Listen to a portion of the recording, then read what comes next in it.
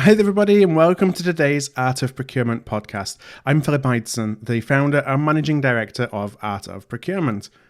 And as we all know, it's a really exciting time to be in procurement, especially with the pace of technological change.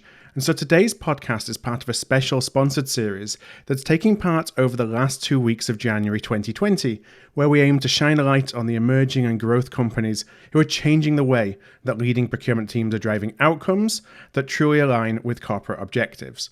And so we're going to ask an entrepreneur from 8 different companies questions about what gap in the market their solution addresses, how they differentiate their technology, and what the tools look like in action. It's a great way for you to get to know those who are truly leading the way when it comes to the digitization of procurement. And in today's podcast, I talked to Arvid Friedin and Niels Lundgren of Spendency. And so I first asked Niels to share Spendency's elevator pitch. Yeah, Spendency is a really easy to use spend analysis system that gives the user all possibilities to work with their own data and be fact-based within their procurement organization.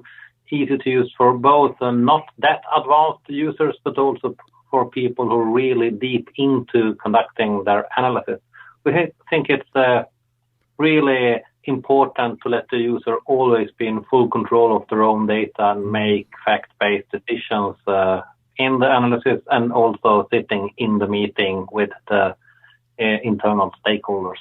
So you mentioned ease of use as being one of the core kind of tenets of Spendency. I wonder if you could just explain a little bit more about, one, why that's important, and two, how Spendency differentiates itself versus other solutions in the market around the idea of ease of use. It's very easy to say you have a product that's easy to use, but it's very hard to quantify. It's something that you have to experience. So you can't score it on RFI. So it is a difficult sell, but what we found it's actually the most important sell. When we looked at how a typical procurement organization work with their analytics, they would typically have one person that's in charge of analysis, and they would have a system that is very, very advanced. So they would have a very technical, complicated system, and they would love it. But all the other people in the organization, they wouldn't know how to use it, even if they have full access, even if they received full training. You see the benefit of a very advanced system that's not easy to use become quite small. So what we have tried to do is make the system easy to use, but without limiting the advanced users. And I think there's 2 ways I can say that we've worked with, and one is we realized that the speed of the system is crucial to the user experience. If you push something needs to happen straight away. So we worked a lot with making the system faster. So we built our system on our own IP. We've developed it, and our programmers they say it's the Formula One of databases. So it's in memory, it's incredibly fast. So you don't have to wait. There's no delay there. That's one thing. And the other thing is, because we have a long background in procurement, we have really gone into the details of what questions are you trying to answer and when. So there's workflows that's not highlighted in the system somehow, but we have looked at, when you have a certain view, you're looking at the amount of suppliers. What are the top 10 questions you want to know from your suppliers? And then we built the system so it should be easy to get an answer to those questions specifically. So even a person that don't have a lot of background in analytics would go in and would feel natural. It would almost be like someone is nudging you in the direction of finding the answer to these questions. So we spend a lot of time on that. And then there's possibly a third thing as well, and that's like the look and feel of the system, that it should be very, I would say Scandinavian design, but I'm not sure that's true, because I think there's less colors in Scandinavian design than we have. But it's a very clean design, and it's minimalistic, and it's sort of appealing to work with. I think those 3 things, having a very fast and responsive system, having workflows that even though not highlighted or mapped out in the system, is natural for a procurement professional, what questions they need to answer and when, and then having a clean system that just like everything is intuitive and easy and well defined, so you know where to click. I think these three things together is really what differentiates us. For getting started, like how does a company get started then? You know, you talked about ease of use once dependency is up and running and folks being able to kind of navigate, access their data, turn that data into insights and intelligence. Is it just as easy to get started? You know, how do you bring somebody into the platform? Well, usually we let our presumptive clients test the system for like 2 weeks, and after that test, they usually understand that, well, during this time, we actually have implemented the system. It's really easy and to start it up. You just upload your files that you are currently working with in Excel or something like that. And then you could set rules for swiping through the whole system for each data point, or specific rules for each suppliers, driving them to one or several categories. And it's just drag and drop, and you can take care of a whole lot of suppliers in a big bunch. But the important thing is that you upload the data yourself. We often get questions from new clients, can't we make an integration? And yes, of course you can, but you don't have to make integration with your ERP system until you are certain that you really want to and need to save that time for yourself and involving IT or whoever is building that thing, which usually takes like up to 1 hour per ERP system. Right. But when you have the files, you want to test the system, just upload them and start working with it. It's really easy to do that. And then, as you say, you can build the rules then that helps classify all that data, that cleans it, and then those rules are kind of remembered within the tool for the next time you do a data upload and are applied to the new data. Exactly. Yeah, and that also means that you can test the system and say, okay, for the test, I don't want to build the integration. I don't want to do all those things that requires a lot of work. I'm just going to upload the files. I'm going to play around with it. I'm going to set the rules. I'm going to try and set the different rules. And then all of a sudden, as Neil said, you realize, oh, I've actually done 50% of my analysis. If you then want to say, I want to continue with this, I want to add, the automated upload or integration, you have all those rules saved in the system.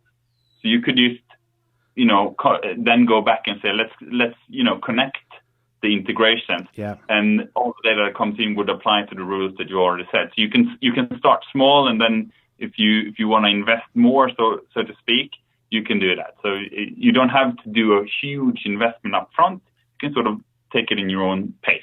And the system is, of course, agnostic to different currencies, and you can work with several sources and things like that. So it's really just up to you. What kind of data would you like to analyze and bunch it together like you used to do before in Excel or in a system that you already have? And so something else we talked about this actually off mic before we started recording, was kind of how passionate you are about democratizing access to advanced analytics, saying that putting a tool like Spendency into as many people's hands as possible so they can start to do interesting things with the data they have. I just wonder if you could talk a little bit to how that kind of reflects the commercial model and structure that you have for Spendency. Yes, we really want to give everyone the possibility to work fact-based with their procurement activities. So we have several clients that are 1, 2, 3, maybe 4 or 5 persons within their organization that use the system. And we also have several clients who have 100+ users in their procurement department working with the exactly same system. We don't make any special development for different clients. We develop things that are commonly used for everyone and make the most benefits for as many as possible. And then we configure the system so it suits the purpose for each department. And conducting a spend analysis, the the methodology is quite the same if you are a small or a big organization. So we have a tool that everyone can use and get a huge benefit of using. And we set the price based on how many users you are, because to be honest, what drives our cost is actually the amount of data that you upload and the number of support issues we have. But that's also quite comparable to how many users you are. So for making it easy for the CPO to understand what's the cost for using this system, we stay at how many users you are, and then we take the hit if the data upload is too big. We are very passionate about democratizing advanced analytics. And so one of the things that we realized quickly was that the existing analytics platform, they were suitable for very large organizations because they required at least one dedicated analyst to work with the system. So we figured that the key to really democratizing data is two things. One, make it easy enough that small organization can actually work with it, to not have dedicated analysts. Yeah. And two, have a price point that allows small organizations to purchase it. So we built the system completely cloud-based. It's not possible to get it on premise. It's AWS, and it's very scalable, the system. And then because we also made it so user-friendly, so easy to use, we don't need to invest a lot of time and energy into each implementation project. It pretty much runs itself. And the support issues are also surprisingly few. And that together those two things together means that we can have a competitive pricing on it. So we should mention the price then, of course. Well, you get a lot. You get a lot for like $10,000 a year. That's a quite common organization. But if you ask us to answer an RFP, well, then we have to higher the price, because that drives too much time for us. Just test the system and see what you get. We are very keen to get people to sign up and try our system, and be sincere about trying it, like they are considering it. Because when you have user friendliness or ease of use as your main USP, it's not going to stick out on any RFI. Right. So you need to experience that. So our solution is really excelling, not in sort of only seeing, but in doing, trying it yourself, seeing how easy it is, seeing how responsive, seeing how fast it is. And it actually makes a big difference. So from a geographic perspective, I know that you're based in just outside of Stockholm in Sweden. From a client perspective, what are the markets that you're really supporting right now? Yeah, we have actually been focused on launching the product in Sweden, where I would say that almost everyone is using Spendency at the moment. We have like plus 100 clients here, and word by mouth has taken us to some clients abroad the Nordics. But now we are really working on getting outside Nordics, facing Europe, facing the US, and we are really interested in those markets, and it's a big challenge for us to see what we can achieve addressing those markets the coming years. And so if listeners would like to actually learn a little bit more about Spendency and sign up, get a demo, test it for themselves, where would be the best place for them to go?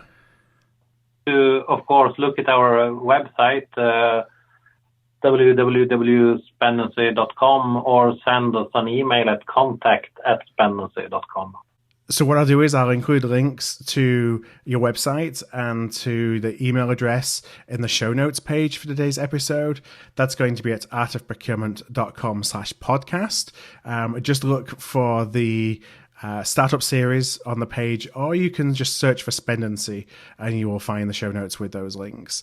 Arvid and Niels, I just want to thank you so much for sharing a little bit about Spendency with our audience today and for joining me on the podcast. Thanks for having us. Thanks for tuning into this special startup series on the art of procurement. To listen to the entire series and for the show notes pages that accompany each episode, please go to artofprocurement.com/startup series.